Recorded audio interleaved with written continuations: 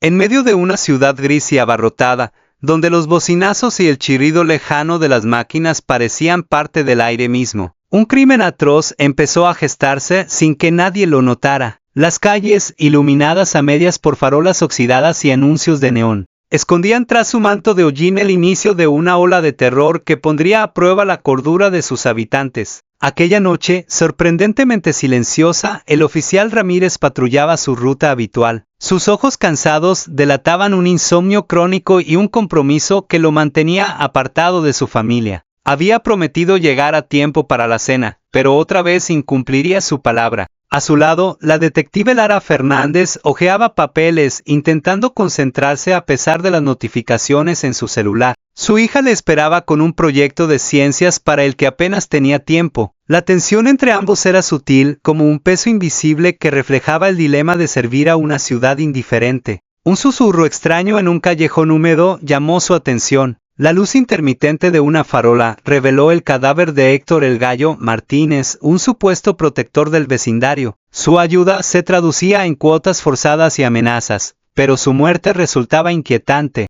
Sobre el pavimento, dibujado con tiza roja, un símbolo macabro, un círculo atravesado por dos líneas, anunciaba el principio de algo más siniestro. Fernández contuvo la respiración. Lo que veía en los ojos sin vida de Martínez era una promesa de nuevos horrores. A la mañana siguiente, Ramírez y Fernández recorrieron el barrio. El símbolo aparecía ahora en notas amenazantes: pronto vendrá la cosecha. Un tendero confesó con voz temblorosa que una sombra encorvada rondaba su tienda antes del amanecer. Una vendedora de tamales, entre sollozos, relató cómo esa misma sombra se detenía a observarla desde la otra acera. En el aire flotaba el olor a basura húmeda y a comida rancia, mezclado con el ácido sabor del miedo. Las persianas se bajaban antes del anochecer, las esquinas se veían desiertas y el pánico impregnaba cada conversación susurrada. Mientras Ramírez revisaba expedientes viejos, Fernández leía informes archivados. Así dieron con el cartógrafo, un pandillero de otros tiempos que marcaba territorios con símbolos crípticos. Se creía muerto en un incendio, pero su espectro parecía resurgir. La confirmación llegó con un segundo cadáver, un joven repartidor que meses atrás desafió las extorsiones de Martínez. Junto al cuerpo, el mismo símbolo trazado con tiza roja y bocetos de calles en torno a la escena. Era como si el asesino estuviera trazando un mapa de terror, reivindicando una autoridad criminal olvidada. El barrio entero parecía enfermo.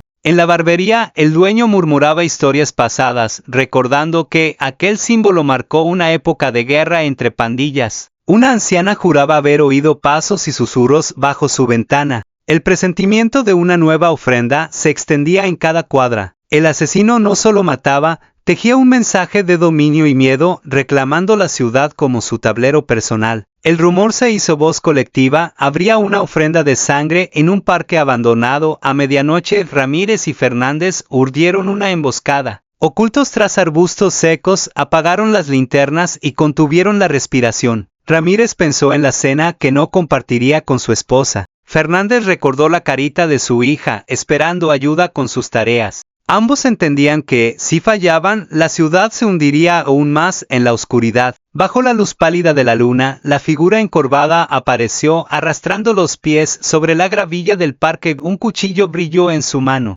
El momento era crítico. La tensión era un nudo en el estómago de Ramírez y un latido ensordecedor en los oídos de Fernández. Cuando la orden de alto resonó, la silueta trató de escabullirse por una valla oxidada, pero el disparo de advertencia iluminó por un instante la noche. El cartógrafo cayó al suelo, luchando contra su propia locura, con la tiza roja en el bolsillo y un cuaderno de diagramas macabros. La ciudad, sus calles, sus puntos clave, todo convertido en un mapa de sangre. Con su captura, la urbe exhaló por primera vez en semanas. Poco a poco, las persianas volvieron a levantarse. Los comerciantes salieron de nuevo a la acera, aún con prudencia, pero sin el terror paralizante de días atrás. Al amanecer, Ramírez regresó a casa, encontró a su esposa dormida en el sillón y sintió la punzada de las promesas incumplidas. Fernández llegó a tiempo para ayudar a su hija con el proyecto de ciencias, demostrando que, incluso en medio del caos, el orden y la paz pueden restaurarse. La ciudad seguía siendo gris y ruidosa, con sus cicatrices aún visibles.